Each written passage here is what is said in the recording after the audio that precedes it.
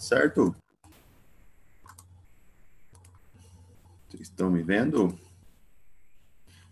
Estão me escutando? Ó, tá dando pra ver sim, professor. Beleza. Estou escutando vocês também. Maravilha. Bom dia. Tudo certo por aí? Bom dia. Tranquilo? Tranquilo, e aí? Sim, estamos bem. Chegando setembro, finalmente acabou o mês de agosto. Nossa Senhora. Finalmente. Mês de Estamos aí 60 dias. num mês novo, né? Mês de cachorro louco aí, é agosto. Finalmente terminou, né? Como é conhecido o mês aí. Estamos numa nova era, né? Parece que passou uma era cretácea aqui, um período geológico de agosto para setembro, mas estamos aqui, estamos seguindo em frente, certo? Não sei se vocês recebem comunicados da Unesp, etc., da reitoria, comitê Covid, alguma coisa do tipo, mas vocês recebem esse tipo de coisa? Sim, professor. Aham, no Cisgrade. Do Cisgrade. Vocês viram o último comunicado lá? Sem aulinha semana que vem. Oi? Não tem aula semana que vem, na segunda e na terça. Não, sim. Isso era... Esse é o mais importante, né? Mas estou falando do retorno das atividades presenciais lá. Vocês não receberam esse comunicado? A gente recebeu, mas não tem data definida. É só... Então, eles disseram que né? a partir do dia 15 de setembro, eles vão começar a avaliar as cidades, né? Aí, dependendo de como está a cidade, né, em que se situa o campus, né, vai ter aí uma retomada gradativa, né? Mas isso a partir de 15 de setembro, né? Então, duvido que Rio Claro vai voltar agora, né? Acredito que eles vão esperar acabar o semestre, né? Mas eu tenho aí quase certeza já que o nosso segundo semestre, né, começando aí no finalzinho de outubro, né, ele vai ser um semestre já presencial, né? Eu espero já. Então, Mas, acredito ô aí que André, eu não sei, você tem ouvido falar alguma coisa aí da variante Delta, da expansão desse sim, negócio aí? Porque aqui o que eu tenho visto falar é que tem gente que já tá falando até numa terceira onda e tal. Não, a gente já passou por quarta onda, quinta onda, já chegamos até na Porra! 88ª onda aí, né? Mas o que eles vão exigir aqui, né, é o cadastro vacinal completo, né? Então você vai ter que estar comprovando a vacina, né? E mais algumas coisas lá. Não sei se vocês deviam ter recebido esse comunicado aí, né? A gente recebe por e-mail esse comunicado, mas a ideia é justamente essa, né? Acho que a partir do dia 15 eles vão avaliar as unidades e aí vai estar voltando aos poucos. Primeiro pesquisa e funcionário, né? Depois ali um pouco de pós-graduação, depois graduação, por último voltar todo mundo, né? Mas acredito aí que o segundo semestre já teremos aí encontros pessoais. Tudo bem? André, aí Oi. você acha que até o primeiro... A gente que é do primeiro ano vai voltar para o segundo semestre? Porque eu lembro que quando eles falaram que voltaria gradual, meio que a gente seria os últimos a voltar. Eu acho que sim. Rio Claro, a gente está na cidade que está numa situação boa, né? Então, isso que eu ia perguntar também, porque aqui em Pira, né, do lado de Rio Claro, já começou a casos confirmados e até morte da variante Delta. Aqui para não chegar em teve Rio ainda. Claro, capaz que um mesinho tá chegando, né, querendo ou não. Vamos pensar positivo, né? Aí. Com certeza. Porque a gente quer voltar, né? Vocês também querem, o professor também quer, todo mundo quer. Então, eu acho que todo mundo se cuidando, né? Dá para voltar gradualmente aí, mas vamos esperar definição, né? Só comentei aqui porque eu achei que vocês tinham recebido a notícia, né? Mas como vocês não receberam aí, não quero criar alvoroços desnecessários. Não, receber, a gente recebeu sim, André, mas entre o discurso e a prática existe um abismo, né? Sim, exatamente, né? Exatamente isso. Tem aí um gap, né? Entre os dois aí. Bom, mas vamos lá, né? Vamos falar aqui da nosso assunto pertinente à aula. Né? Hoje a gente vai entrar aí na equação que rege o que a gente chama de lei fundamental da desintegração. Né? Então, como é que a gente viu, né, nas aulas passadas aí, como é que é a desintegração alfa, como é que é a beta mais, beta menos, né, do ponto de vista qualitativo, né, o que acontece, a partícula vira uma outra, né, nêutron vira um próton vira um nêutron, etc. O núcleo instável, a gente viu ali os equacionamentos, né, de número de massa, número atômico para cada tipo de decaimento. Na aula de hoje a gente vai quantificar isso, né, ou seja, como é que eu analiso do ponto de vista das equações, né, fazendo aí as análises com os números atômicos, com a quantidade de átomos, né, número de mols. Então, a gente vai dar uma relembrada em tudo isso e também, né, dar uma relembrada aí em algumas propriedades logarítmicas, né, porque esse decaimento aí é um decaimento não linear e eu descrevo ele via uma lei logarítmica, né? Na verdade, é uma lei exponencial, mas a gente usa aí propriedades logarítmicas para estar descrevendo. Então, a gente vai revisitar, né, algumas propriedades aí para que ninguém fale que não falei dos logaritmos aqui na nossa aula. Tudo bem? Inclusive, coloquei a lista 5 no sistema para vocês hoje lá. Já devem ter recebido aí. Né, a nossa penúltima lista. Né, nessa lista tem até gráficos para vocês fazerem.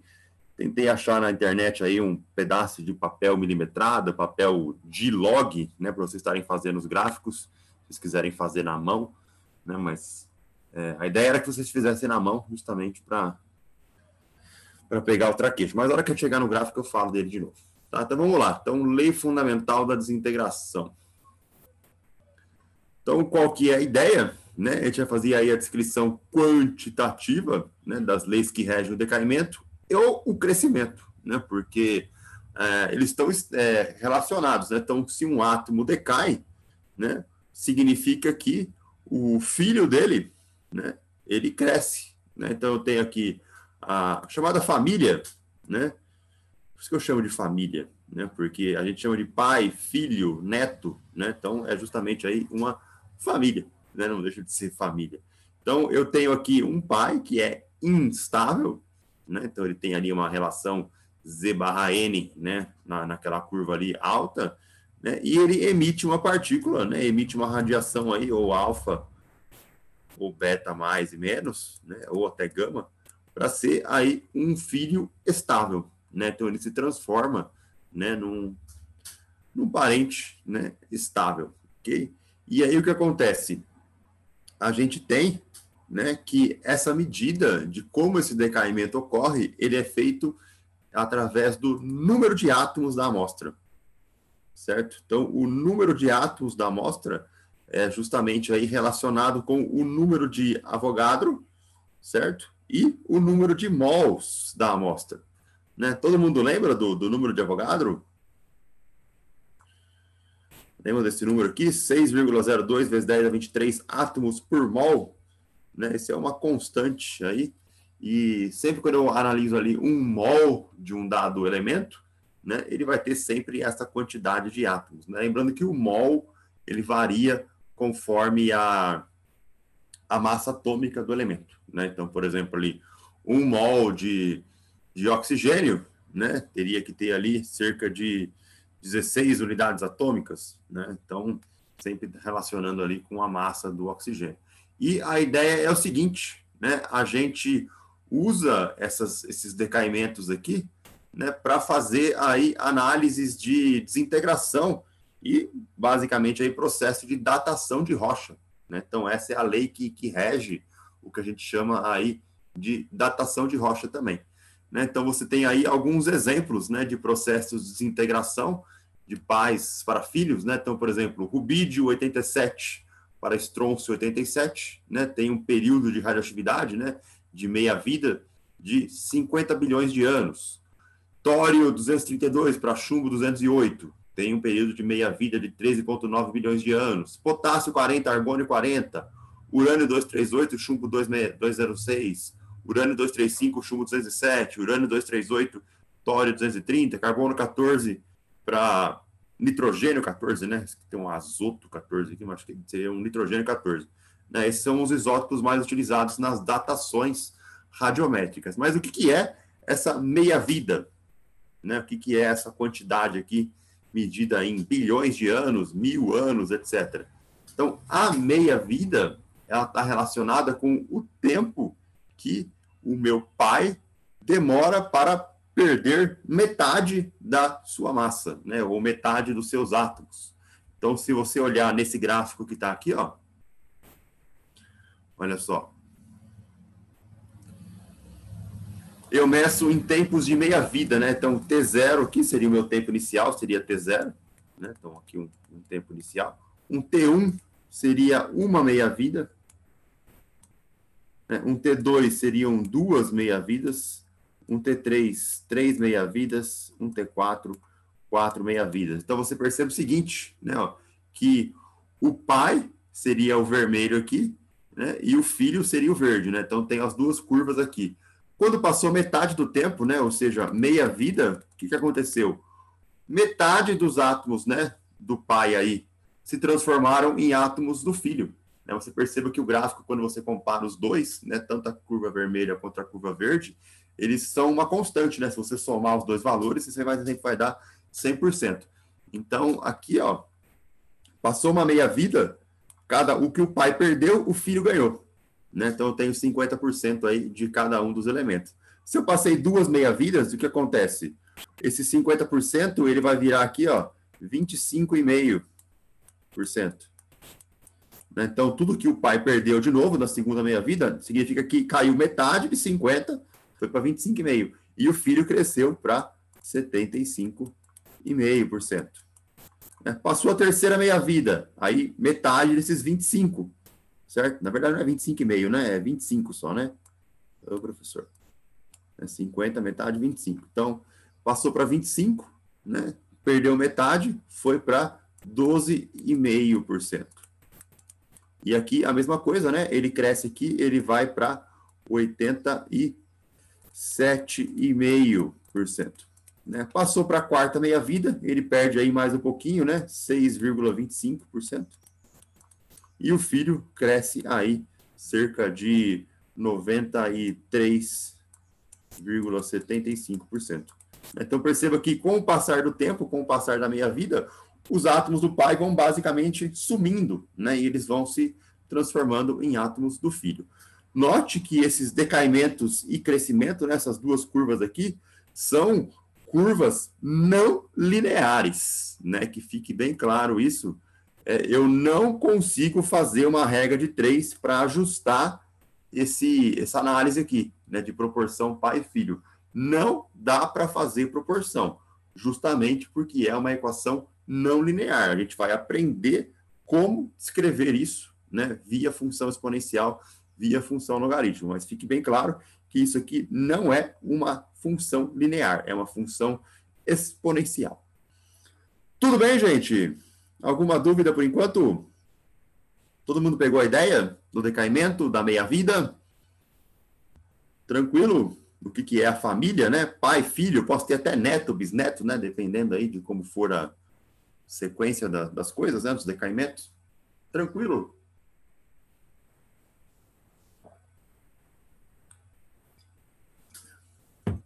Beleza mesmo? Então tá bom.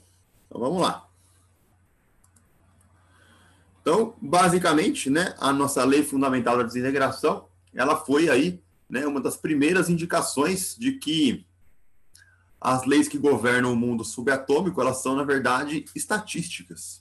Né? Então, eu tenho que lidar com estatística porque eu estou lidando com um número gigantesco de átomos. Né? Lembra que eu comentei lá que no decaimento alfa, a partícula alfa ficava presa dentro do núcleo, né, colidindo ali uma cacetada de vezes até que ele conseguia tunelar e sair, né? Então eu estou tratando sempre como probabilidade, né? Então a gente tem que fazer sempre um tratamento via estatística.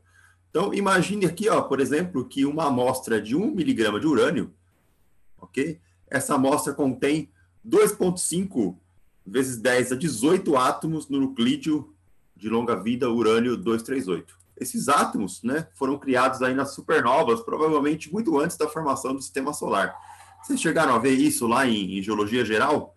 Formação dos elementos, aquele diagrama de estrelas de fusão?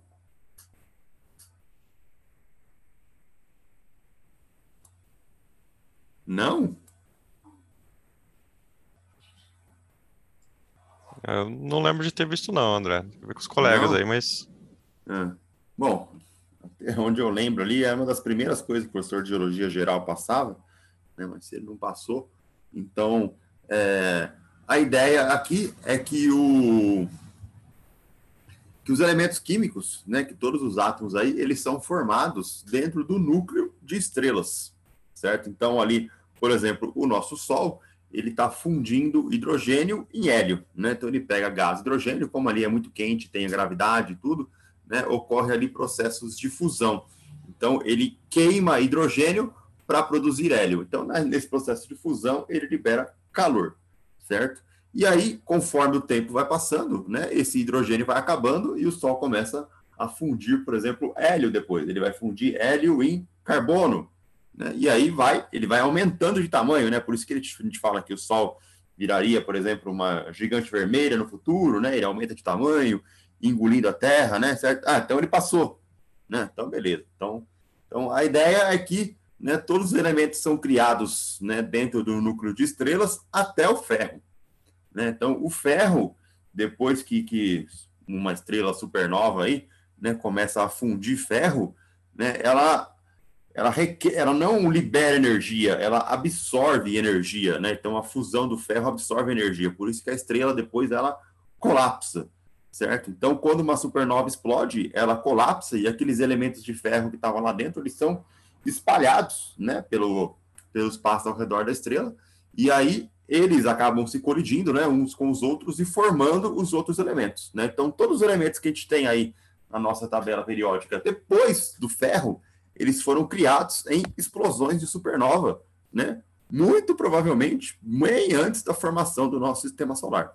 Então, tudo que a gente tem de ouro, de prata, de cobre aí no nosso planeta, né, foi formado aí em explosão de supernovas. Então, esses átomos de urânio aqui, que a gente está considerando um exemplo, né, foram criados aí nas supernovas. Então, o que tem aqui, ó, em um segundo, apenas 12 desses núcleos presentes na amostra se desintegram, emitindo uma partícula alfa para transformar aí em átomos de tório, certo? Só que aqui, ó, eu tenho 2,5 vezes 10 à oitava átomos, certo?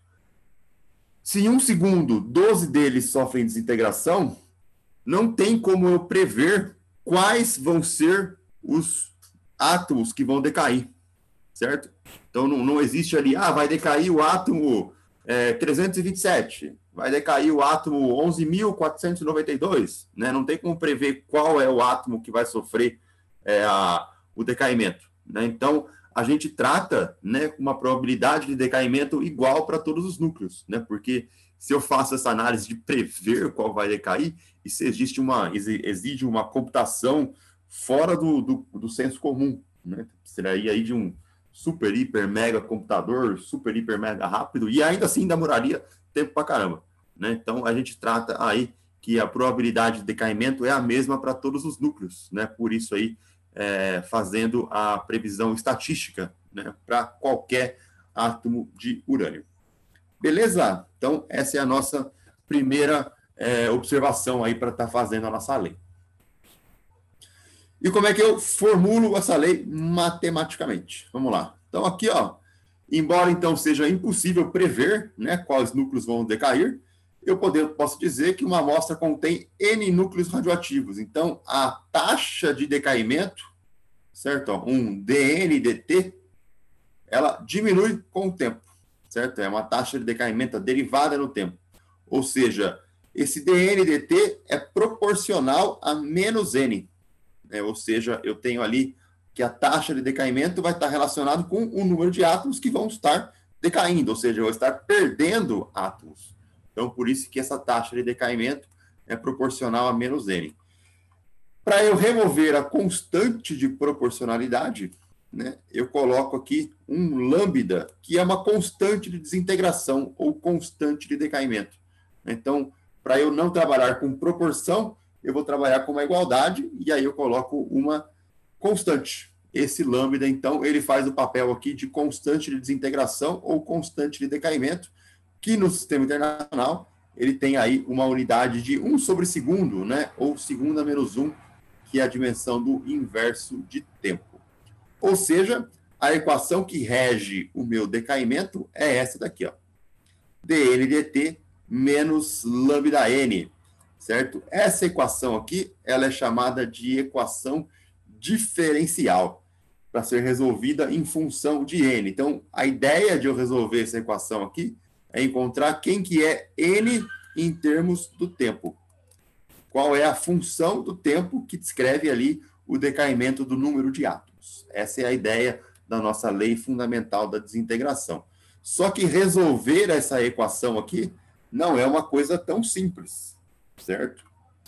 A gente exige aí um pouquinho de cálculo para estar encontrando, né, uma expressão aí em termos dessa taxa de decaimento, né, da minha equação diferencial. Vocês nem veem isso no curso de cálculo, né, porque vocês só tem aí até cálculo 2, né, isso seria visto aí geralmente em cálculo 3 ou cálculo 4, mas, para não dizer aqui que a gente não resolveu uma equação diferencial, eu vou ensinar como é que resolve, né, esse tipo de equação aqui, para vocês verem aí como é que funciona, né, uma equação diferencial. Tudo bem, gente? Entenderam a ideia aqui de como funciona o decaimento? Né? Então, a taxa de decaimento, né, com a variação aqui do número de átomos do tempo, ela é o negativo de lambda n, justamente porque eu estou perdendo átomos, né, com o passar do tempo. Tranquilo? Pegaram a ideia por detrás do decaimento? Do equacionamento ali da equação?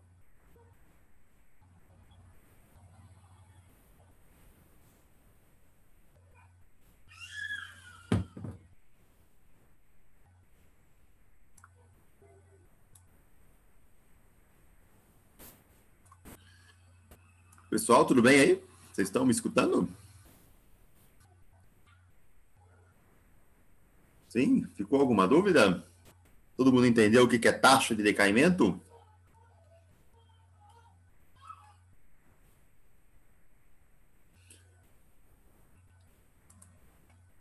Para quem não entendeu o que é a derivada no tempo, né? Lembra da potência?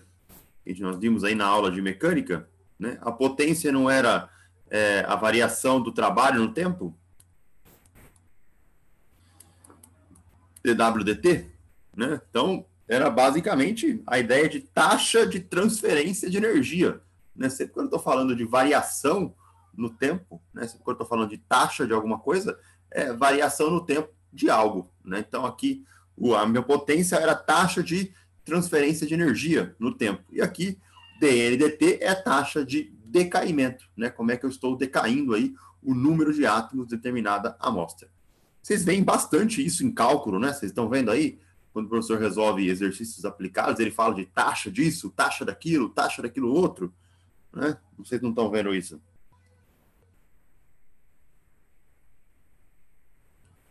O que vocês estão vendo em cálculo? Vocês não estão vendo nada em cálculo?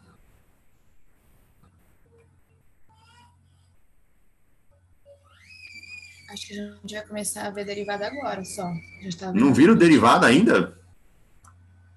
Não. Vamos começar Gente, agora. o semestre está acabando já. O que o professor está fazendo? A última aula foi sobre limite, eu acho, né? Ainda? Nossa Senhora. Bom. Bom, mas a gente já sabe derivar, né? Inclusive, a gente já sabe até integrar, né? Essa é a ideia aí do curso de física. Então, eu preciso resolver essa equaçãozinha aqui, né? Que é a minha taxa de variação. Como é que eu resolvo ela? Então, vamos lá. Vou fazer passo a passo aqui, né? Para vocês entenderem aí o que está acontecendo, né? Caso alguém tenha alguma dúvida aí, me pare e me pergunte aí ao longo... Para, chat. Oh, Jesus. Aí. Então, vamos lá. Então, está aqui a minha equação que eu tenho que estar resolvendo, né? Esse dN dt menos lambda n. E como é que eu resolvo esse tipo de equação? eu preciso fazer um método que é chamado de separação de variáveis, certo? Então, a ideia aqui é que eu tenho duas variáveis, né? No caso aqui é o tempo e o N, né? Que é o meu número de átomos. Então, o que eu faço? Eu jogo todo mundo que é tempo para um lado da igualdade, todo mundo que é N para o outro lado da igualdade, né? Ou seja, professor, mas aqui é uma derivada, como é que você vai... Nesse método aqui, né, não deixa ninguém de matemática ver isso aqui, né? Então os caras ficam bravos aqui, que a gente usa esse método de resolução de equação diferencial. Eu trato a minha derivada como se fosse uma divisão, né? Então, dn dt, basicamente, é uma fração, né? Então, eu posso passar o dt multiplicando para esse lado aqui, né? E posso passar o n dividindo, né, do outro lado aqui. Né? Então, é basicamente uma equação de fração. Né? Então, eu trato a minha derivada como uma fração e ela fica aqui, ó, dn sobre n menos lambda t. Né? Via de regra, matematicamente, né, você teria que estar integrando no tempo dos dois lados. Né? Aqui. Né? Aí você cancelaria esse dt com dt, sobra o dt do outro lado, aí você consegue passar o n dividindo ali. Né, matematicamente falando, a elegância do formalismo seria isso. Mas, né, a gente pode tratar como se fosse aí uma divisão, né, uma fração, ok? Então, o que a gente vai fazer agora? Eu vou integrar esse cara no tempo. Né? Então, perceba aqui que eu estou com um diferencial de n, que é o número de átomos, e estou com um diferencial de tempo aqui. Então, eu vou fazer uma integração. Integro aqui e integro aqui, dos dois lados, certo? Só que o que acontece? Eu preciso definir limites de integração. Né? Então, os limites de integração para o meu número de átomos, né? Ele vai de um N0, que seria o meu número de átomos no início, tá aqui, ó, N0, até um número N qualquer, né? Que seria aí, vamos chamar de N de T, por exemplo. Né? Então, um Nzão qualquer. E aí eu vou estar integrando isso dN sobre N. E o tempo... Né? Então, eu vou integrar de um tempo t0, que é o meu tempo inicial, até um tempo t qualquer. Né? Esse lambda, ele é constante, então ele pode sair para fora da integral. Né? Então, posso trabalhar ele ali, ele não é uma variável, ele é uma constante, então eu tiro ele para fora do meu operador. E aí eu vou aplicar as regras, né? Aquelas regrinhas de integração. Vamos lá. Vamos aplicar a regra que a gente aprendeu lá para polinômios, lá na aula de cinemática. Então, imagina que eu estaria fazendo aqui, ó, uma integral de dx sobre x. Eu poderia escrever isso, né, como sendo uma integral de x a menos 1 dx.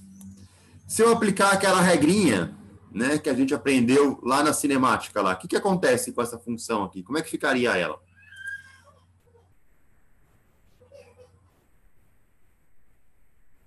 Como é que eu faço regrinha de integração, gente? Leandro?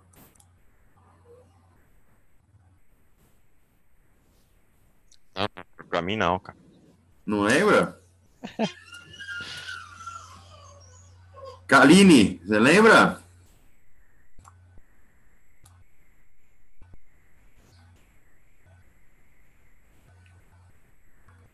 Mariana, como é que faz?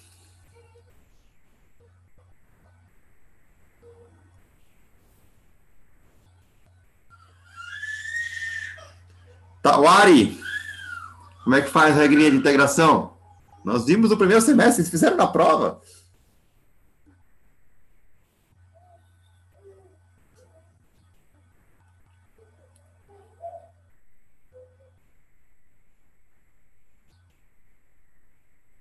Fábio, como é que faz, Fábio? Chegou, né? É. Soma os expoentes e divide pela soma. Isso, né? Então, ó, eu vou somar uma unidade no expoente aqui, né? Então, é menos 1 mais 1, certo? E vou dividir por menos 1 mais 1. Só que aí, se você olhar para isso, ó, menos 1 mais 1 dá x elevado a 0. E menos 1 mais 1 dividido por 0. Eu posso fazer divisão por 0? Determinação.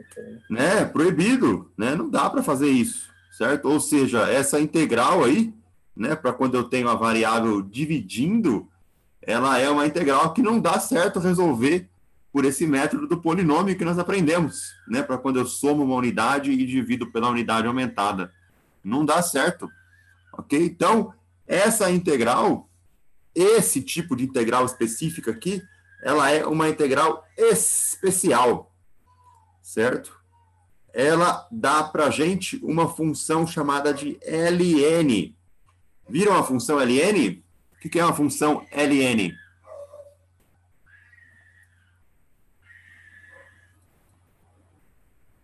Viram, gente? Aplica o limite no denominador, mas... Não precisa aplicar o limite.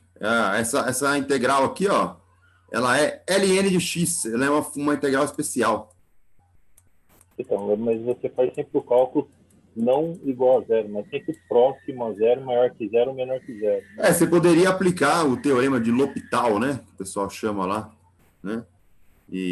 Mas você vai acabar chegando no mesmo esquema, né? Aí da... O cálculo de orbital do Newton, né? Ele que exatamente, né? Uhum. Exatamente isso. Mas essa integral aí,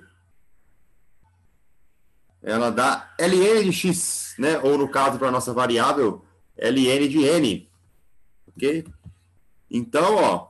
Mas, André, nesse caso, você fez ln de x, só para entender, porque você subiu o denominador e aplicou a inversa do denominador, é isso, né? Isso, eu só quis mostrar que não dá para resolver por esse método, né, de polinômio. Então, o método que a gente aprendeu lá atrás, né, que era o método dos polinômios lá para velocidade, para aceleração, para posição, etc., ela não funciona para quando eu tenho esse tipo de função, né, x a menos 1 dx, por exemplo. Nesse caso, a minha integral ela não é um polinômio, né? Ela é uma função especial que me dá um ln. Né? Foi isso que eu quis mostrar aqui para vocês. Então,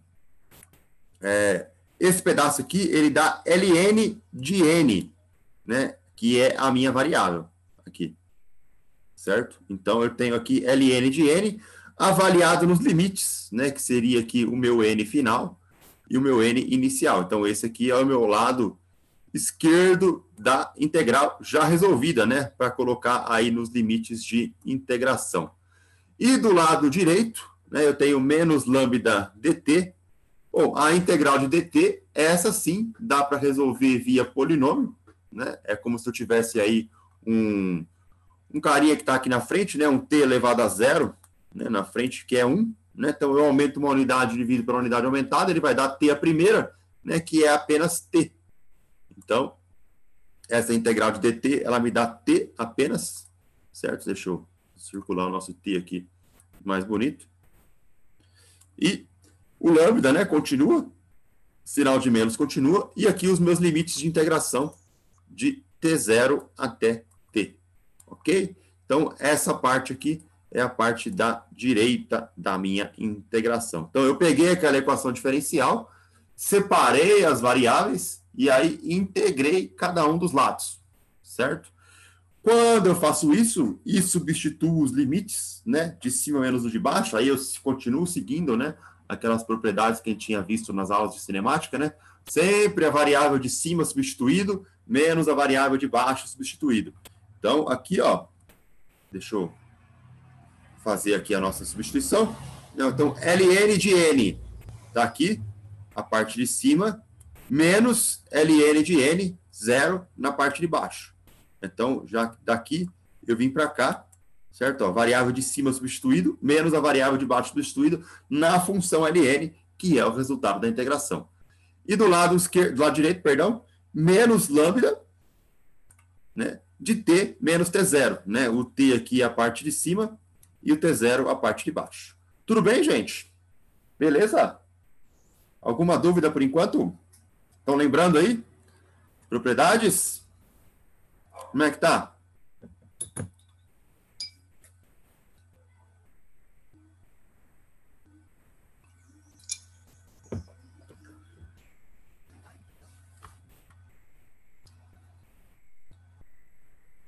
Gente, conversa comigo. feedback, por favor. Vocês estão entendendo o que eu estou falando?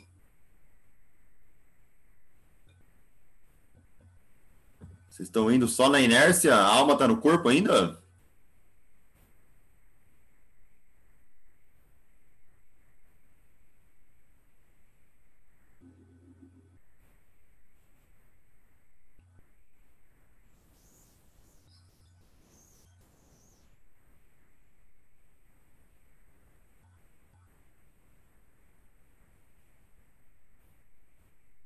É complicado, sim, né? Faz parte.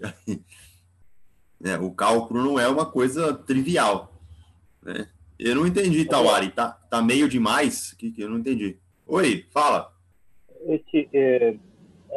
Assim, colocando em termos práticos o logaritmo, o limite, esse limite inicial, ele seria o filho menos o logaritmo do pai, seria isso? Isso. A variante do tempo. Exatamente. É mais fácil de colocar dessa forma. Sim, é isso mesmo. Não, é porque eu substituí os limites de integração, né? Não, a fórmula chegar deu para entender, mas assim, só para estender o raciocínio, então seria o limite do filho. Não é o limite, é LN. Não, LN, sim. LN. Filho menos o LN do pai, aí multiplica, é igual a diferença da... A variação do tempo vezes a constante. A variação do tempo. Isso, exatamente isso. Ok? Só que aí o que acontece com essa equaçãozinha agora aqui, essa parte que eu circulei em amarelo, né, a gente lembra de uma propriedade de logarítmico, né? O LN, gente, eu perguntei se vocês tinham visto LN e ninguém me respondeu. Todo mundo sabe o que é um LN? Vocês viram na aula de cálculo função LN? Não viram. O professor está passando o limite até agora e não passou função LN. Puta que lá merda, viu? Bom, a função... André, Oi. O LN que você está falando é o neperiano, né? Isso, é isso que eu vou falar agora, né? O LN... O professor não vai nem passar perto, André. Só para te dar essa dica, então não adianta você nem perguntar. Ele não vai então nem tá bom. Então, o LN, certo, é uma função logarítmica numa base diferente, né? Então, aqui, ó, é uma função log natural, certo? Se lembrarem de logaritmo aí do ensino médio, né? Se alguém tem algum trauma dessa função aí, log... O log normal, que a gente está acostumado, ele é na base 10, né? Que é sempre medido na base 10. A função LN, ela é medida na base E, que é a base exponencial. A função exponencial, vocês viram? O E de x.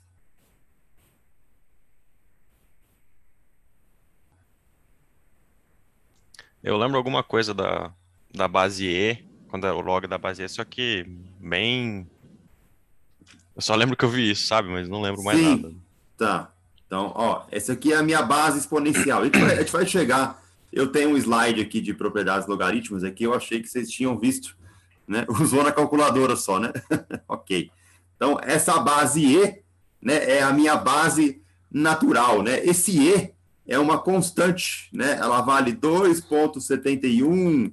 mais um monte de número aqui, né? É uma dízima periódica, né? É como se fosse um π, né? Conhece os números? π, 3,14, né? O E é um número também aí de base para logaritmo natural, né? Então, o log que a gente conhece é a base 10 e o LN, né, é calculado nessa base E aqui, que é esse número 2,71, alguma coisa lá, que é a minha base natural, né? Por isso que eu chamo de LN, logaritmo natural, ou chamado também de logaritmo neperiano, ok? Então, a gente chama aqui de LN, né? Mas ele funciona aí com as mesmas propriedades logarítmicos, só que ele está com outra base, né? A gente vai fazer uma lembrança daqui a pouquinho sobre bases de logaritmo. Eu tenho esse slide aqui lá na frente, tá? Então, quando eu faço essa relação aqui, ó, né, de um menos o outro, né, eu vou tomar a propriedade de subtração de logaritmos, me dá a divisão deles, né? Então, quando eu subtraio um logaritmo do outro, eu tenho a divisão entre eles, n sobre n0. E se eu faço o meu tempo tender a zero, né? Então o meu t0 vai para zero, certo? E aí fica o ln de n sobre n0 igual a menos lambda t, tá? Só que trabalhar com a função ln, né, é uma coisa complicada. Então, o que a gente faz? A gente aplica a função inversa, né? A minha ideia de resolver essa equação diferencial é encontrar quem que é esse n em função do tempo. É isso que eu quero fazer. Então, ele está dentro do logaritmo, né? É como se eu tivesse que encontrar uma variável que está dentro da raiz, né? Igual a gente fez na aula de ontem. Lembra que eu queria tirar a massa e ela estava dentro da raiz quadrada? Eu tive que levar ao quadrado os dois lados, isolar a massa e aí fazer as manipulações algébricas. Aqui vai funcionar basicamente da mesma maneira. Eu vou estar pegando o meu n, que é a minha variável de interesse, é ela que eu quero descobrir, só que ela está dentro do logaritmo. Para eu tirar ela de dentro do logaritmo, eu tenho que aplicar a função inversa, assim como na raiz quadrada, né? Para tirar a variável de interesse de dentro da raiz quadrada, eu levava ao quadrado, que é justamente a função inversa. Então, aqui eu vou estar aplicando exponencial dos dois lados, né? Que é a função inversa do logaritmo. Então, se eu aplico o exponencial para cá, e aplico exponencial para cá. Ok? A função exponencial, ela mata o logaritmo, né? Porque elas são funções inversas aqui. E aí, do meu lado esquerdo, sobrou n sobre n0. E aqui ficou exponencial de menos lambda t, né? Que seria aí a minha variação em relação ao tempo. Então, sobrou n sobre n0, exponencial de menos lambda t. Tá? Se eu passar o meu n0 multiplicando agora, né, aí eu tenho a equação que eu queria, né, que é o meu n de t, n0 exponencial menos lambda t.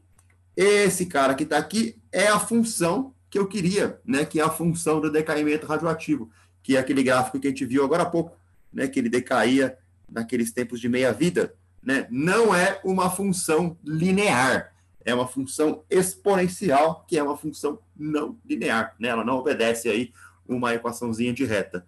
Então, todo esse cálculo que a gente fez aqui foi para achar essa função aqui. É ela que me descreve aí a nossa variável, né? A relação do tempo, da número de átomos do pi, né, decaindo. Então, o N0 é meu número inicial de átomos do pi, o lambda é a minha constante de tempo que está relacionada com a meia-vida, né? A gente vai ver daqui a pouquinho aqui como que elas se relacionam, né? E a gente tem aqui o N de t, né, que é a função de como isso está decaindo, né? Percebe que eu tenho um sinal negativo aqui, que é justamente para indicar o decaimento em função do tempo. Tudo bem? Beleza? Pegaram a ideia, gente? Eu não cobro de vocês que vocês saibam resolver esse tipo de equação, certo? É meio que injusto aí da minha parte cobrar de vocês, né? O que eu geralmente cobro é que vocês saibam usar essa equação final, né? Então, a gente tem que entender como é que funciona essa parte final aqui, que é o meu n de t igual a n0 menos lambda t. Tudo bem? Ok.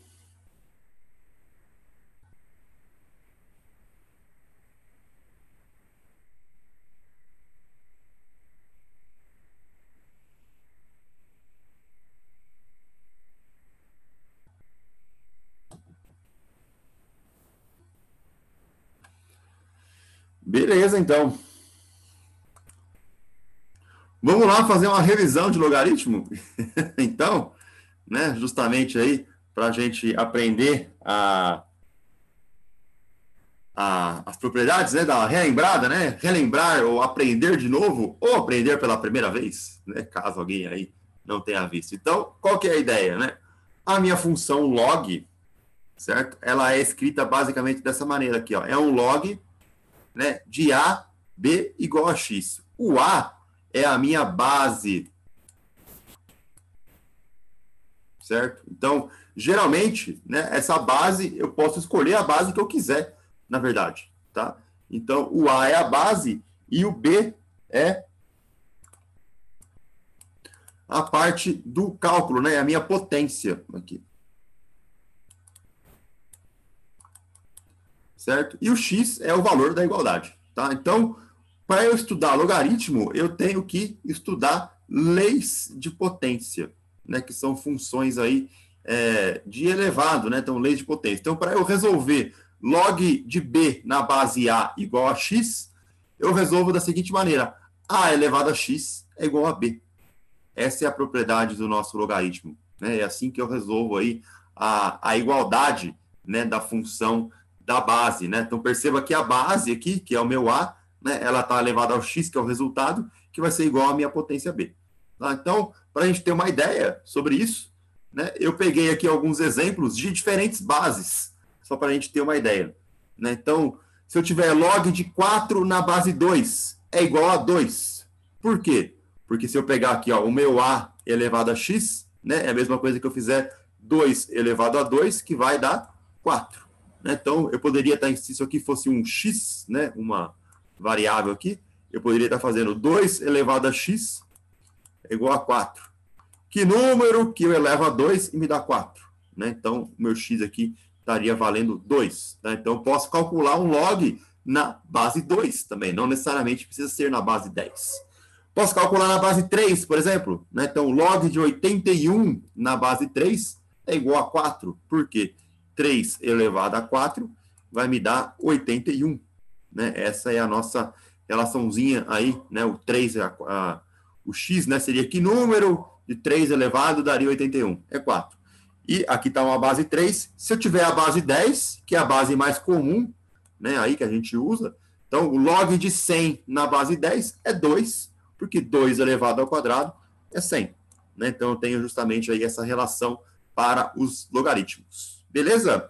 E aí a gente tem o seguinte, né, justamente aí a conexão com esse logaritmo natural.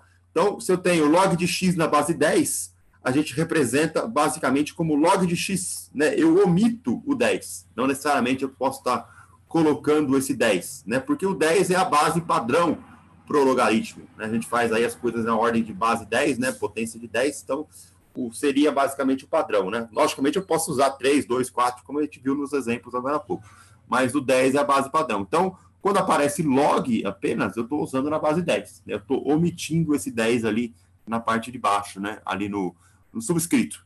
E se eu usar uma base, né? Poderia usar qualquer base. Se eu usar a base chamada de E, certo? Que seria esse númerozinho aqui, ó. 2.71, 82, 81, 8.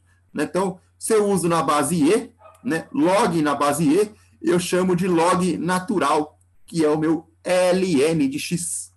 Né? Então, aqui, ó, tenho justamente aqui essa mudança, né? Em vez de eu estar usando log, eu uso o ln, porque eu estou usando uma base natural, né?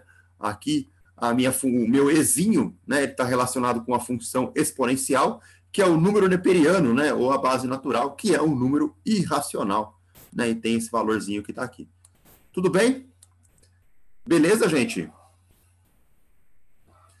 Relembraram aí um pouquinho? Todo mundo refrescou a cabeça? Ou fundiu mais ainda o motor aí?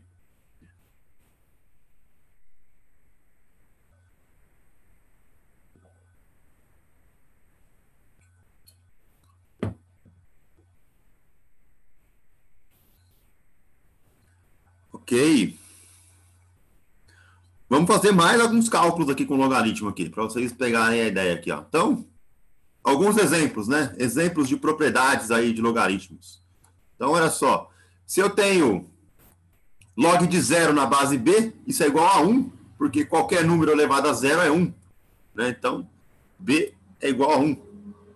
Se eu tenho aqui, ó, log de a elevado a n na base b, esse nzinho, né, ele passa multiplicando aqui na frente. Né? Então, o meu n é log de a na base b, né? Um azão aqui na base b. Se eu tenho log de a vezes b numa base b aqui, né, isso aqui é basicamente a soma dos logaritmos. Né? Eu posso abrir, né, em log de azão na base b, mais log de bzão na base b. Né? Então, a propriedade de soma para multiplicação. E a propriedade de divisão, né, que a gente viu agora há pouco. Né? Então, se eu tenho aí a subtração dos logaritmos, né, no log de azão na base b menos log de bzão na base b, eu posso escrever isso como sendo uma subtração, né, dos meus expoentes, certo? Que foi o que a gente acabou de fazer, né, ali com ln de n menos ln de n0, né, que dava ali ln de n sobre n0, né, aplicando aí essa propriedade de subtração. Note que eu estou usando o ln com a mesma propriedade de log, porque eles são a mesma coisa, né? Só muda a base, é a minha base e que eu estou usando. As propriedades não mudam para função logarítmica, seja ela na base natural, seja ela na base 10, seja ela em qualquer base. Tudo bem? Então, essa é a ideia que a gente aplica aí para os logaritmos. E aqui algumas continhas, né? Como é que a gente resolve, né, problemas com logaritmo. Então, imagina que eu tenho um valor aqui, ó, 2 elevado a x é igual a 32. Que número, né, de x aí, que 2 elevado a x vai me dar 32. Como é que eu resolvo isso? Eu aplico o logaritmo dos dois lados, né? Então, essa é a ideia aqui, eu aplico a famosa função inversa, né? Então, eu aplico o log aqui e aplico o log aqui. Então, o log de 2 elevado a x, eu já apliquei a propriedade aqui da potência caindo, né? Ele passa, o x passa multiplicando, né? Então, isso aqui ficaria log de 2x, né? É igual a log de 32. Esse x aqui que está elevado, né? Ele já passou multiplicando aqui na frente, então eu tenho o x log de 2 é igual a log de 32. Posso passar os logs dividindo, né? Então, eu tenho x igual a log de 32 por log de 2. Né? Se você pegar uma calculadora, né, aí, ou simplesmente fazer a... Aqui eu não posso fazer a divisão, né? Porque 32 por 2 não vai dar 5. Né? Eu tenho que fazer o cálculo mesmo do log, né? Pegar o log de 32, pegar o log de 2, fazer a divisão, né? Isso que vai me dar 5. Tudo bem? Beleza? Cuidado para não fazer 32 por 2 aqui, né? Daria 16. Aí tá coisa errada, né? Aqui.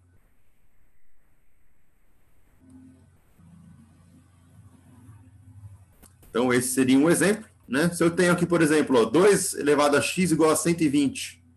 De novo, eu vou aplicar o log dos dois lados, né? Log e log. Né? Esse x aqui, ele já vem passar multiplicando para cá, né? Então, fica log de 120 igual a x log de 2. Passo o log de 2 dividindo. Né? Então, o meu x é log de 120 dividido por log de 2. Se a gente fizer na calculadora aqui, ó, só para vocês verem, log de 120 dá 2,07918. 2,07918. E o log de 2 é para dar 0,69, né? Alguma coisa do tipo. Não, errei. Contrário. É o exponencial de 2 que dá 0,69. É 0,3010. Se eu divido um pelo outro, né? Ó, log de 120 dividido por log de 2, a gente tem aí esse 6,90, né? Então, se eu pegar o meu 2 e elevar a 6,90, eu vou encontrar 120. Tudo bem? Beleza?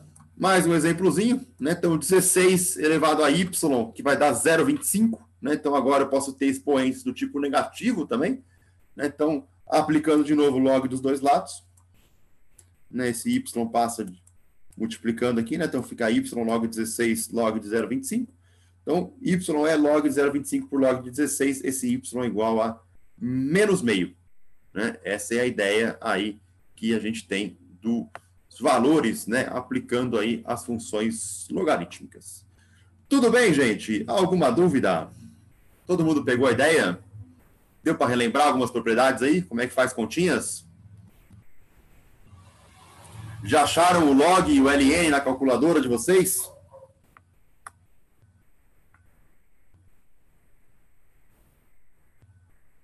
Geralmente eles ficam um do lado do outro, né? Ali.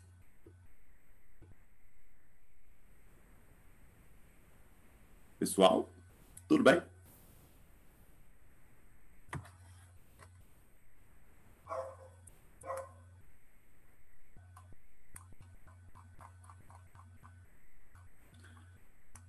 Ok. Então tá bom. Certeza mesmo, gente? Fábio, Fernando, Giovana, Isabela, Isabelle, Kalili, Larissa, Leandro, Mariana, Matheus, Murilos, Nicolas, Tamires, Tawari, Vinícius, tudo certo mesmo?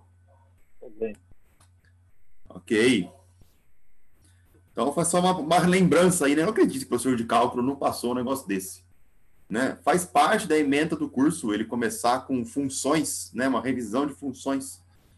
Principalmente essa parte de função exponencial aí, que faz parte da vida de vocês, né? Toda hora aí.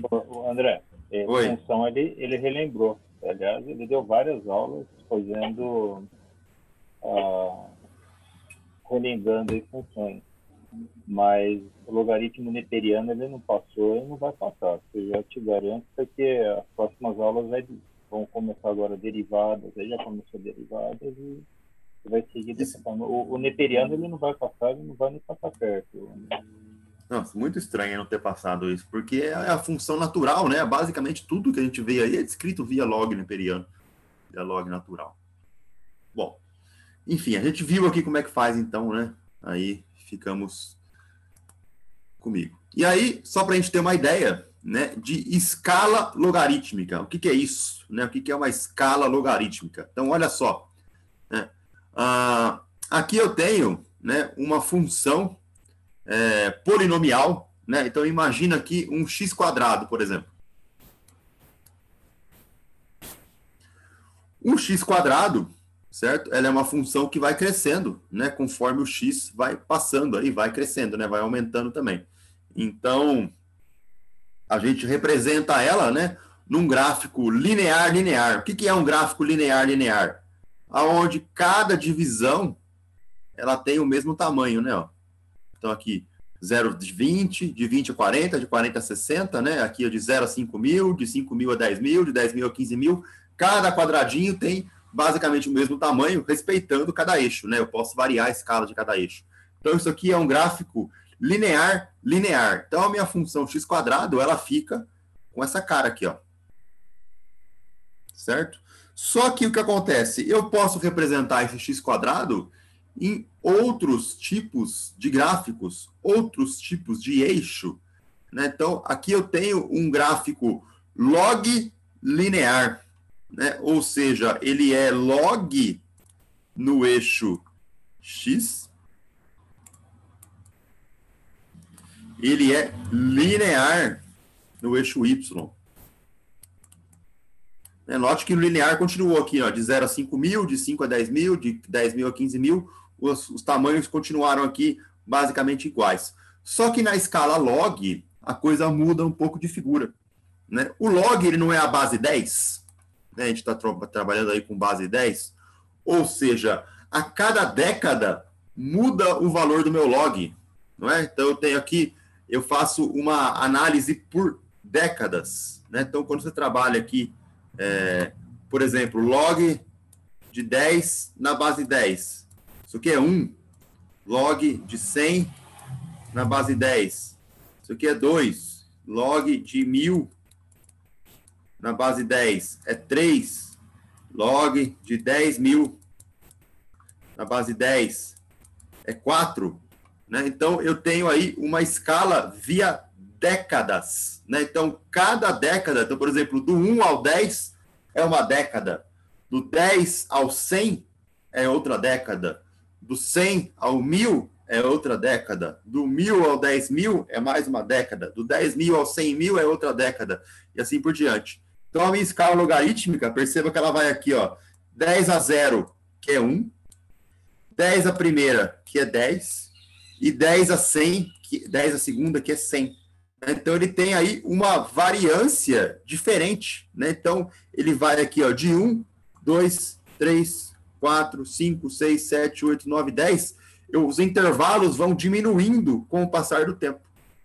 Certo? Então, essa é uma escala logarítmica. Então, a minha função tem uma outra cara, né, para quando eu estou lidando com escala logarítmica. Olha só. Essa é a minha função. Tudo bem? Se eu estivesse, por exemplo, na segunda década, aqui seria 10, aqui seria 20, aqui seria 30, 40, 50, 60, assim por diante. Poderia ter, por exemplo, 100, 200, 300, 400, 500 e assim por diante. Né? Isso é uma escala logarítmica. Tá? Então, ela vai aumentando de pedacinhos em pedacinhos e eles não são equiespaçados, né? Eles não têm ali o mesmo tamanho. Isso é um eixo logarítmico. E eu posso estar escrevendo esse eixo também, né, na vertical aqui. Então, eu tenho aqui um gráfico linear log, aonde ele é aqui linear no eixo x e log no eixo y. Olha a cara da minha função. Olha a cara do gráfico, né? Ó. Aqui ele é crescente, né? Aqui ele começa bem pequeno e depois ele cresce. Aqui ele já mudou completamente, mas é a mesma função com os mesmos valores de domínio e de imagem, né? Então, eu estou mudando apenas o eixo dos gráficos. E se eu tiver um gráfico log, que é chamado de d-log, certo? Então, é logaritmo no eixo y e logaritmo no eixo x. A minha mesma função, que era uma curva, vira uma reta. Né? Olha que coisa de louco. Aqui. Então, num gráfico linear, uma função polinomial me daria uma curva, né? Um x ao cubo, x à quarta, x à quinta. Num gráfico logarítmico, ela me dá uma reta. Né? Então, eu consigo descobrir qual é a potência dessa função, que é justamente o que a gente estava fazendo aqui, né? Ó, nas análises, né? Eu divido log por log, ele me dá a potência do valor, né? Qual que é a potência que eu estou fazendo a função aqui. Então, eu posso ter esse tipo de análise, né? Que é o que a gente vai fazer na função de decaimento aqui, por isso que eu estou explicando ela. Né? Então, aqui eu tenho a comparação das duas escalas. A escala aritmética, que é a escala equiespaçada, né? Ó, cada valorzinho aqui tem o mesmo tamanho, né? De 1 para 2, 2 para 3, 3 para 4 e assim por diante. E na escala logarítmica, aí eu mudo o tamanho. Né? Então, de 1 para 2 tem um tamanho, de 2 para 3 tem um tamanho, de 3 para 4 tem um tamanho, de 4 para 5, assim por diante. Né? E aqui eu posso, como eu estou mudando em décadas, né? Esse 1 ele pode ser 10, ele pode ser 100, esse 2 ele pode ser 20, pode ser 200, 3 pode ser 30, 300 e assim por diante. Tudo bem, gente? Conseguiram entender a diferença das escalas?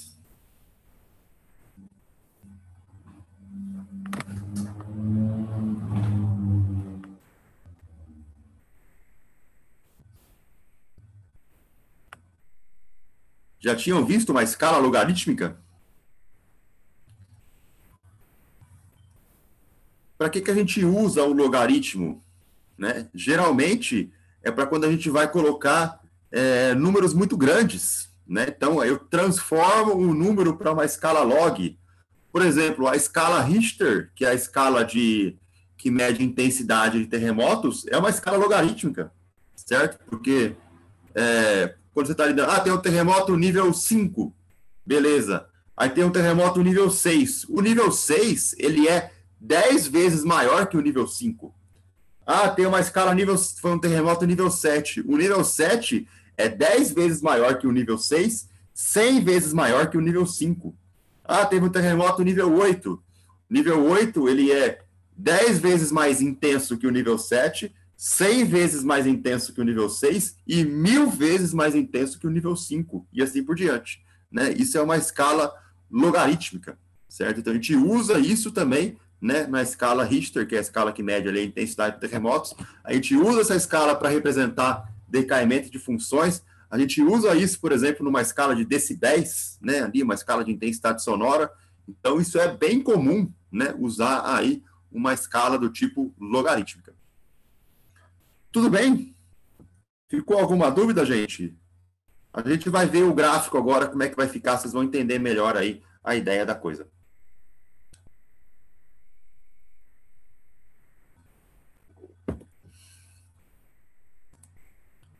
Então, olha só, comparação dos gráficos, né? Ó. Aqui, ó. Então, eu tenho o meu gráfico, que foi o que a gente já viu naquela equação, né? N de t igual a N0 exponencial de lambda t, que é esse aqui, ó. Né? Ele vai decaindo, né, em torno do tempo, né? Então, esse eixo aqui é o eixo do tempo, e esse aqui é o meu N de t. Perceba aqui, ó, ele chegou na meia-vida, né? Ó, esse Tzão aqui é o meu período de meia-vida. Então, chegou na metade. Vou fazer conta a cor aqui. Ó, meia-vida. Chegou na metade. Chegou em 2 meia-vidas. Tá aqui para 0,25. Chegou em 3 meia-vidas. O 0,12,5. 4 meia-vidas. Né? Já está aqui no 0,625. Assim por diante, né? Então, perceba que ele está decaindo e ele não é uma reta. Ele é um decaimento exponencial, né? Essa função aqui, ó, menos lambda t, certo? Se eu passo essa escala para logaritmo, certo? Olha só o que acontece. Esse decaimento aqui, ó, ele vira uma reta, né? Isso aqui, na verdade, é um gráfico linear. Aqui é linear. Log, né? Um gráfico monolog, né? Que a gente chama aqui, ó. Então, aqui é log, na verdade, é LN, né? Que eu estou medindo aqui em logaritmo natural. Então, o meu gráfico virou uma reta. Né? Então, nessa escala de LN linear, ele é uma reta, né? E olha só os valores aqui, ó. A meia-vida, né? O meu T, ó, ele está mais ou menos aqui, ó. Metade. Apresentado. Minha segunda meia-vida, 2T. Aqui, ó. 0,25. Olha o tamanho da escala, né? Ó, aqui, ó, de 0,1 para 0,2, como mudou aqui, como vai diminuindo, né? Terceira meia-vida, ele está aqui, ó, 0,12 e meio, né? Quarta meia-vida, 0,6 e 25. Perceba que os intervalos de meia-vida, eles ficam basicamente equiespaçados também, né? Se eu fosse considerar aqui no gráfico linear, a quinta meia-vida e a sexta meia-vida, eu não consigo nem traçar, né, o pontinho aqui, porque eles são muito pequenos. Né? Então, o logaritmo ele também serve para representar números muito pequenos. Né? Tanto números muito grandes, quanto números muito pequenos. Então, se eu estou aqui com a quinta meia-vida agora, né, que seria 0,3, alguma coisa aqui, ó, eu consigo escrever no gráfico. 6 meia-vida, né, eu consigo escrever aqui também. Né, ó. Então, as escalas logarítmicas, né, ó, aqui tem uma escala, uma década, e aqui tem outra década. Então, eu consigo representar aqui duas décadas, de 0,01 até 1. Né? São duas ordens de grandeza aí de potência de 10. Tudo bem, galera? Deu para pegar a ideia? Conseguiram entender? É importante isso, viu? Bem importante, inclusive. André, uma curiosidade aqui. Como é que funciona esse limite de 50 bilhões de anos? É um valor estimado, né? O universo nem tem esse tamanho, né? Nem tem esse tempo, né? É um valor estimado. Né? Então, como eles estimaram os 50 bilhões de anos. Né? O universo nosso tem aproximadamente aí 14 bilhões de anos, né? Então, não tem como você medir 50 bilhões de anos se o próprio universo não tem essa idade. Né? É um valor estimado. Tudo bem, gente? Todo mundo pegou a ideia do gráfico aqui? De como transforma de decaimento para linear? Entenderam como é que eu faço as análises, as medidas aqui? Na lista 5 que eu coloquei hoje no sistema, tem exercício para vocês fazerem gráficos, que é justamente para pegar o traquejo disso daí. Né? Fazer o gráfico no linear e fazer o gráfico no linear log. Ok?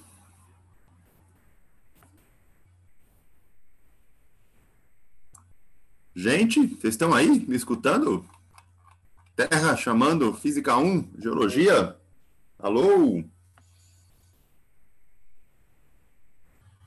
Acho que deu para entender, sim, professor. Estou pensando aqui, a hora que tiver que fazer, se eu vou conseguir fazer, né? Mas estou aqui para tirar dúvidas depois. Aparentemente, pela explicação, eu consegui entender, mas vamos ver, né? Ok. Então tá bom. Bom, lembrando que a aula está gravada, né? Vocês podem assistir e reassistir aí N vezes, né? Log de N vezes aí, né? Se alguém quiser ver aí mais de uma vez. Vamos então, né, fazer aí as análises das outras grandezas de decaimento, né? Então, por exemplo, tempo de meia-vida, né? Então, eu acho que eu já comentei aqui, né? Mas o tempo de meia-vida é o tempo necessário para que a amostra decaia a metade do seu valor inicial, né? Então, por exemplo, aqui, se eu pego a minha expressão, né, que era o n de t, n0 exponencial de menos lambda t, né, passo o n0 dividindo, né, aqui agora, ó, e aí eu tenho o seguinte, para eu ter o tempo de meia-vida, a razão, né, entre o número de átomos num tempo t dividido pelo número inicial tem que ser meio, né, ou seja, a divisão entre os dois valores tem que ser meio, porque ela está relacionada justamente com a perda, né, desses átomos que foram decaindo aí para um núcleo filho. né? Então, N sobre N0 tem que ser meio. Então, a razão N sobre N0 está relacionada com o tempo de meia-vida.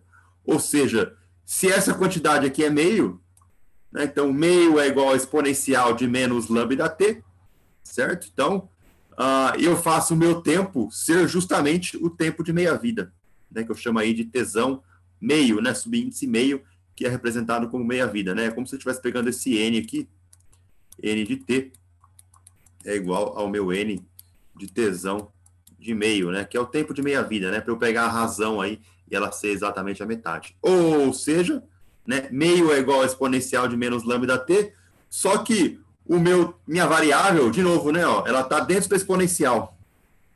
Essa é a minha variável de interesse. Como é que eu tiro ela de dentro da exponencial? Eu aplico a relação de função inversa. Né? Então, eu aplico a função inversa da exponencial, é o nosso amigo ln. Então, eu aplico ln dos dois lados. ln aqui, certo? O ln mata a exponencial, né? Porque elas são funções inversas. E aí eu tenho do lado esquerdo ln de meio, é igual a menos lambda t de meio, né? Esse aqui é a minha variável de interesse. Esse é o meu tempo aqui, certo? Bom, você pode pegar e calcular o ln de meio também, né? O ln de meio tem um valor aí, certo? Ou você pode abrir na propriedade logarítmica, né? Ó, pegar ln de 1 menos ln de 2, né? Igual a menos lambda t meio. O ln de 1 é 0, né? Propriedade aí, né? ln de 1 é 0. E aí o negativo com o negativo se cancelam, né? Ó, aqui. E aí o meu tempo de meia-vida, ele fica ln de 2 sobre lambda. Ou, se você substituir o valor de ln de 2, é 0,693 sobre lambda. Então, a partir do momento em que você conhece a constante de desintegração, né, você consegue achar o tempo de meia-vida. Ou, se você conhece o tempo de meia-vida, você consegue achar a constante de desintegração. Né? O inverso é recíproco também. Né? É assim que a gente acha, né, o tempo de meia-vida em termos do lambda. Beleza? Tudo certo?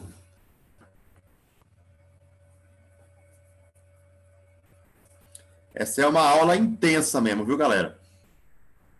Talvez seja a aula mais importante do curso aí. Da segunda parte do curso, né? Logicamente. Então, esse é o nosso amigo tempo de meia-vida. Só para a gente ter uma ideia, né? Uma tabelinha aqui, né? Com alguns radioisótopos e qual seria o tempo de meia-vida de cada um deles, né? Ó.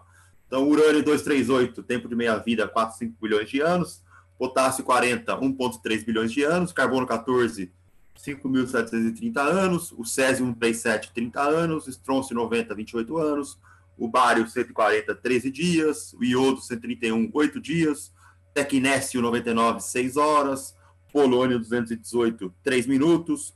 Radônio 220, 55,6 segundos, né? Então, varia de elemento para elemento, né? E varia de acordo também com o tipo de decaimento, se é alfa, se é beta mais, se é beta menos, né? Etc. Então, eu tenho aí uma tabelinha de algumas meia-vidas aí de radioisótopos, né? Tecnécio e iodo, né? São usados aí, o bário também, são usados em exames de medicina, né? Ali para fazer contraste, né? O bário, principalmente ali, né? É um radioisótopo aí para fazer contraste para exames de imagem. E aí a gente tem a atividade, né? Uma outra medida aí de grandeza, né? Radioativa, chamada de atividade radioativa, que eu vou chamar de R, né? Alguns livros aí chamam de A, né? Mas a gente vai chamar de R aqui. Tá? Essa atividade, ela é análogo à velocidade com que ocorre a desintegração. Né? Quão rápido eu estou perdendo átomos? Quão rápido é a emissão de partículas alfa? Quão rápido é a emissão de partículas beta mais, beta menos? Então, o meu R, que é a atividade, ele é N vezes lambda, né? Onde N é o número de átomos, certo? E o lambda é a constante de desintegração, 1 sobre segundo. Se eu faço uma análise dimensional, né? Então eu tenho N vezes 1 por segundo, então é número de átomos por segundo. Né? Por isso que eu estou fazendo uma analogia com velocidade. É número de desintegrações por segundo, né? Ou chamada de atividade. E ela é medida em 2 unidades de medida aí, em homenagem a cientistas famosos, né? Então, eu posso medir em becquerels, né? Não sei se esse é a unidade, um valor correto aí, né? 1 becquerel, né? Unidade aí, homenagem ao becquerel, é 1 beque, que é 1 decaimento por segundo, né? Que é 1 dps, né? Uma desintegração por segundo. E eu posso medir em Curies também, em homenagem aí a Madame Curie, né? Então, 1 Curie é 3,7 vezes 10 a décima becquerels. Ok? Então, tenho aí as duas unidades de atividade, né? Se eu estiver medindo aí em anos, né? Ó, então, esse é um valor que a gente vai usar bastante, né? Porque é a medida de conversão de anos para segundos, né? Geralmente a gente tem aí que trabalhar nessa conversão, porque a medida da meia-vida, né? De alguns elementos aí é sempre dada em anos, né? Então, essa aqui é a quantidade de segundos que existe em um ano, né? Então, 3,16 vezes 10 a sétima segundos em um ano, tá? Então, essa aí é um valor bonito, né? Guarde ele na posteridade aí que a gente vai usar bastante. E, além disso ainda, eu posso ter a minha atividade relativa, né? Que seria o meu N sobre N0, né? Que é a minha quantidade aí de átomos que eu tinha depois, dividido pelo átomos que eu tinha antes, né? Também chamado de atividade relativa. Tudo bem? Beleza? Alguma dúvida por enquanto, gente? Tranquilo? Vamos fazer exercício? Para fixar esse conteúdo aí.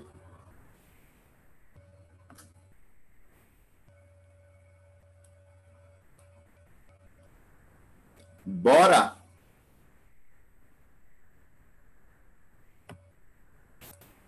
Vamos lá, exercício.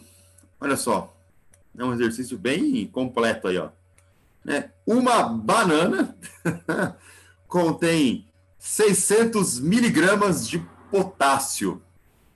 Sabendo que a abundância natural do isótopo radioativo do potássio 1940 tem uma meia-vida de 1,25 vezes 10 a nona anos, né, que seria aí 1,25 bilhões de anos, né, e é 0,0117%, e supondo que o potássio é o único elemento radioativo presente na fruta, então qual é a atividade de uma banana?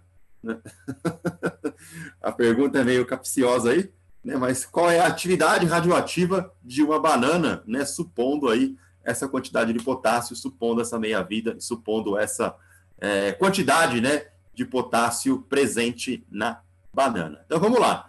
Então, eu preciso usar as duas relaçõezinhas que a gente viu agora há pouco, né? Então, eu vou usar a relação de atividade, né, que seria aí o meu N lambda,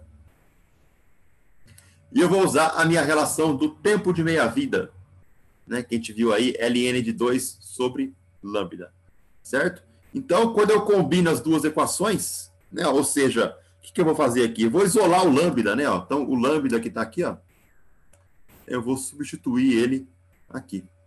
Quando eu isolo o lambda, ele fica lambda igual a ln de 2 sobre o tempo de meia-vida. Então, o R, que é a minha atividade, né, ele fica aqui, ó, o N40, que é o número de potássio 40, né? Ele chamou aqui de N40, né, que é justamente ali o meu elemento, vezes ln de 2, vezes o tempo de meia-vida. Tudo bem? Certo? Tranquilo por enquanto? Então, essa achei a minha atividade, né, em termos do ln de 2, em termos do tempo de meia-vida e em termos aí do meu número de átomos. O que eu preciso achar agora? Eu preciso achar o meu número de átomos inicial. Certo? Eu preciso achar o meu N40. Então, o N40, ele é 0,0117% do número total de átomos de potássio. Né? Ou seja, imagina que eu tenho lá 15 átomos de potássio, né? Um exemplo aí bem numeroso, pequeno. Eu tenho 15 átomos de potássio. Desses 15 átomos, eu tenho 0,000177 de átomo, porcentagem, né, dos átomos que são radioativos, certo? Então, alguns átomos de potássio não são radioativos, mas a porcentagem dos que são radioativos é 0,0177. 117, desculpa. Ok? Então, o que eu tenho que fazer? Eu preciso achar o número de mols, né, aí do meu elemento, né? Então, eu vou combinar o número de mols com a massa molar e a massa atômica do potássio. certo? Então, o meu número de mols está aqui, ó. Nzinho é a massa da minha amostra, né? O meu M, que seria 600 miligramas aqui, ó, né? Passando para gramas, dá 0,6. E a massa molar do potássio, certo? Isso aqui é tabelado, né? Geralmente aí a gente te dou naquela tabela. Acho que eu forneci essa tabela em algumas aulas atrás aí, né? Mas se não, ela tá geralmente na contracapa do livro, né? Eu mando aí a contracapa do livro para vocês. Mas a massa molar do potássio, ela é de 39,102 gramas por mol. Ou seja, né? Se eu fizer uma análise aqui com o meu o N, né, que é o meu número de Avogadro, né, eu vou conseguir achar o N40, que é o número de átomos, né? Então, eu acho o número de mols, multiplico pelo número de Avogadro, vezes o valor, né, deles aí em porcentagem, né? Então, eu já passei aqui esse valor da porcentagem, né, 0,000117, né, e acho o meu N, certo? Então, tá aqui o meu N40. Fazendo essa continha, né? Então, 1,17 10 a menos 4 é esse valor que está aqui, ó.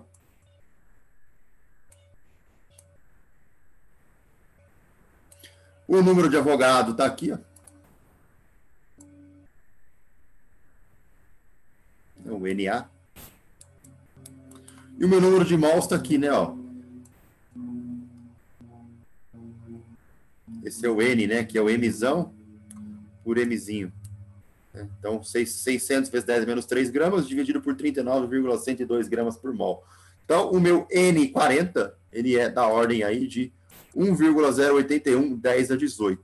Né? Ou seja, essa é a quantidade de átomos que são radioativos numa banana. Né? Da ordem aí de 18, 10 a 9 é bilhões, 10 a 12 é trilhões, 10 a 15 é quatrilhões, 10 a 18 é quintilhões de átomos, né? Nossa Senhora. Essa é a quantidade aí de átomos radioativos. 1 quintilhão de átomos. E aí, agora que eu achei o número N40, né, eu volto e substituo aqui na minha equaçãozinha da atividade. Então, o meu R, que é o N40, né? Então, ele está aqui. 1,81 vezes 10 a 18. O Rn de 2 está aqui, é uma constante. E o meu tempo de meia-vida, eu preciso agora converter para segundos. Né? Então, o que eu vou fazer? A minha unidade de medida é o DPS, né? A unidade do Sistema Internacional, desintegrações por segundo, certo? Então, esse 1,25 vezes 10 a nona anos, né? Eu tenho que achar quantos segundos eu tenho num ano. Então, eu vou usar aquele valor que a gente viu agora há pouco, né? 3,16 vezes 10 a sétima segundos em um ano. E multiplicar isso pelo valor da meia-vida, 125 vezes 10 a nona anos, vezes 3,16 vezes 10 a sétima segundos em um ano. Fazendo toda essa conta aqui, eu vou chegar que essa atividade é da ordem aí de 19 becquerels. Ou se você converter para curris, né?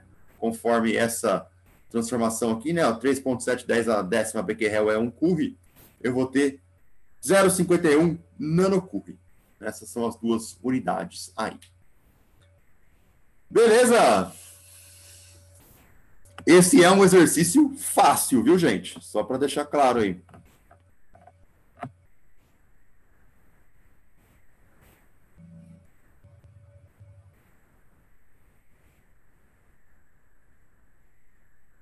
Tudo bem?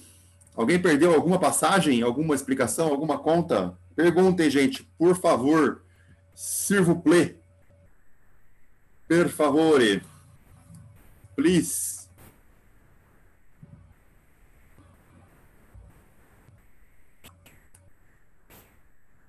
Certo? Fábio, Fernando, Giovanni, Isabela, Kaline, Larissa, Leandro, Mariano, Matheus, Murilos, Nicolas, Tamires, Tavares, Vinícius. Tudo bem, gente? Ok, então. Beleza?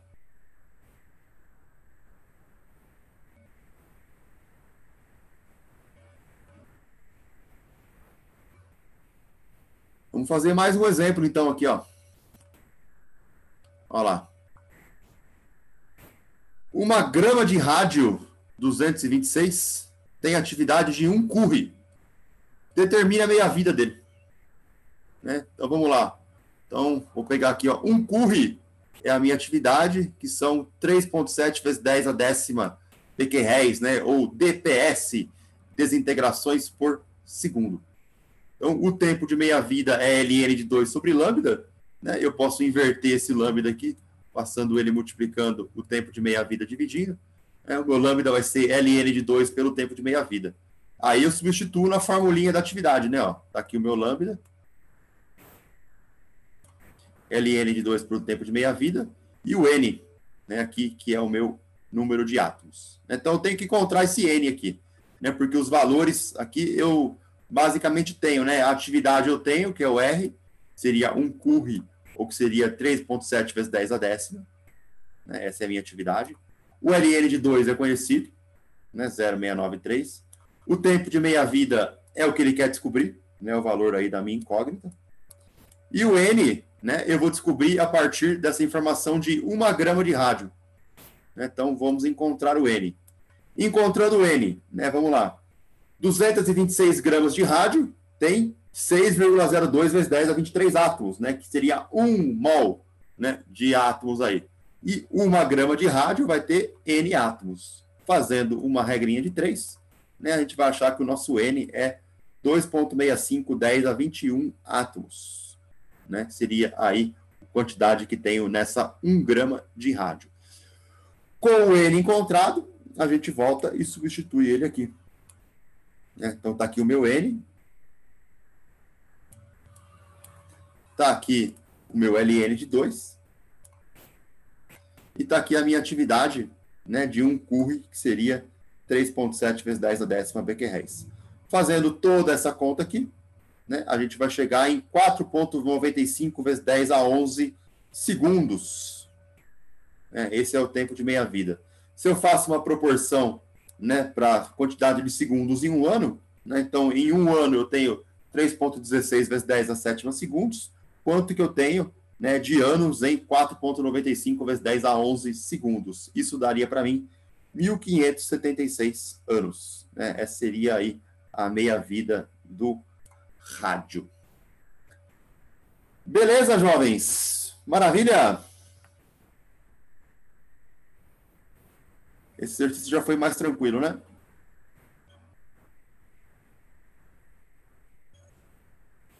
Tudo bem?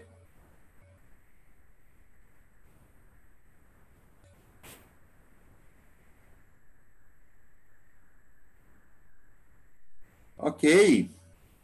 Beleza. Bom, vocês vão ter dúvidas, acredito eu, aí, na lista 5, né, que eu mandei aí. Não sei se alguém já terminou a lista 4, depois de fazer a lista 5. Mas, quaisquer dúvidas, estamos aí. Certo? Mandem-me mensagens. Ficamos por aqui. A gente se vê na próxima quarta-feira, né? Terça-feira é feriado. Até quarta-feira que vem, até daqui uma semana. A aula daqui uma semana já está no Classroom lá, para quem quiser já dar uma pré-estudada nela também. A gente vai falar sobre datação de rochas, né, que é um tema aí bem importante aí para vocês no curso. Beleza?